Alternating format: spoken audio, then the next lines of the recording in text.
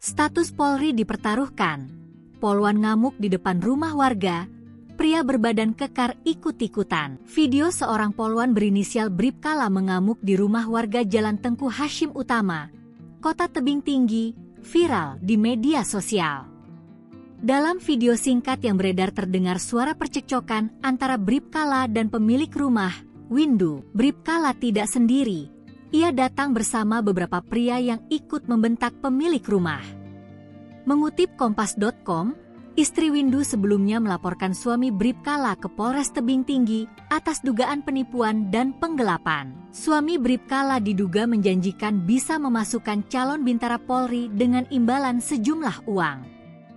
Kepala Polrestabes Medan, Kombes Gideon Arif Setiawan, mengakui telah menerima informasi terkait insiden tersebut. Ia membenarkan Bribkala adalah anggota Polrestabes Medan yang bertugas di Polsek Tembung. Kami sudah melakukan pemeriksaan terhadap yang bersangkutan atas peristiwa yang terjadi di Tebing Tinggi, ujar Gideon di Polrestabes Medan, Selasa, 17 Desember 2024. Gideon menyampaikan permintaan maaf atas kejadian tersebut. Ia menegaskan, Propam Polrestabes Medan akan memproses pelanggaran etik Bribkala sesuai aturan yang berlaku. Saya pastikan kami akan mengambil tindakan tegas terhadap yang bersangkutan, pungkas Gideon.